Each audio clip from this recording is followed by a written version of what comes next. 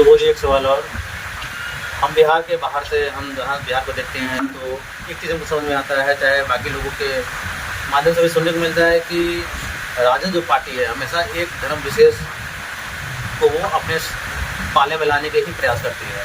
इसका उदाहरण है कि मोतिहारी में एक यादव की हत्या कर दी जाती है, उसके ऊपर स्टेटमेंट तेजस्वी यादव का कहीं नहीं आता है, ना सोशल मीडिया पे आता है, ना ही किसी मीडिया पे आता है। जबकि किसी दूसरे विशेष धर्म या जाति के लोगों की हत्या होती है तो तेजस्वी यादव लगातार उसकी आवाज़ उठाते हैं। संज्ञान में आपको भी होगा मुहर्रम के दिन का घटना है। ये आपने जो मुहर्रम के दिन की घटना बताई, जब ये घटना घटी और आधे घंटा के अंदर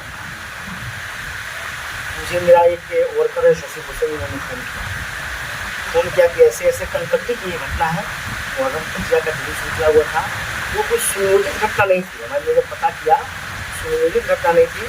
और आपने कहा कि तेजस्वी इस पर संज्ञान नहीं लेते, मैं वही बताना चाह रहा हूँ। मैं शशि भूषण जी ने मुझे फ़ोन किया, मैंने वहाँ के प्रखंड अध्यक्ष शत्रुघ्न यादव जी को फोन, और जैसे ही शत्रुघ्न यादव जी से हमारी बात हो रही थी उतनी ही देर में संजय जी और तेजस्वी के साथ है संजय जी के, ये बात लगभग 9 साढ़े 9 बजे मेरे पास फ़ोन आया, मेरे पास फ़ोन आया, अभी भी बात सुन उनका फ़ोन है मेरे पास भी।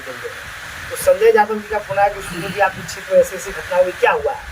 तो हमारी बात एक मोबाइल पर शत्रुघ्न बाबू से हो रही थी, वहाँ के अध्यक्ष से, एक से हमारी संजय जी और तेजस्वी से बात हुई। हमने कहा कि सर सब जो घटना घटी है वो कोई सुनियोजित घटना नहीं है, ये तजिया का जुलूस था, उसमें लोग तलवार उलवार भाग रहे थे, एक तलवार निकल के उस आदमी के नवल राय उसका नाम था, उसको लग गया।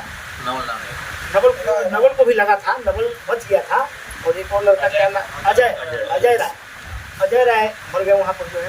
तो जो उसको लगा उसी पर कुछ ज़्यादा कुछ हुआ और माथा में किसी ने चलाया, धक्का मुक्की हुआ, उसको चोट लगी, वो मर गया। सुबह जी उनके परिवार वाले मीडिया के सामने चीख कर के घर में घुस कर भीड़ के द्वारा मारा गया। नहीं ऐसा मैं वहाँ गया था, मैं वही बता रहा हूँ।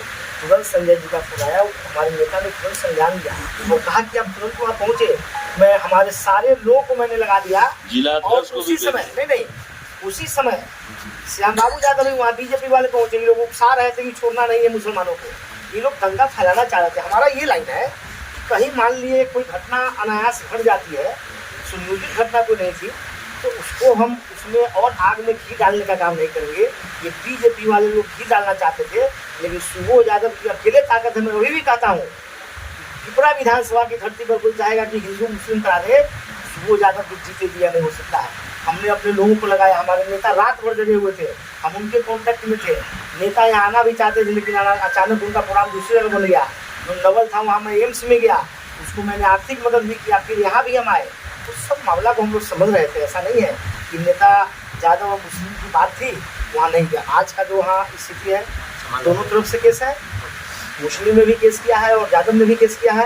दोनों आदमी मेरे कॉन्टैक्ट में है। वो किस आधार पे केस किया मुस्लिम? वो किस आधार पे, एक लड़का जिसको मुस्लिम ने कहा कि पिटाई लगी वो मर गया, एक मुस्लिम के लड़के भी 5-7 दिन के बाद मर गया, और यादव भी एक मरे जो है।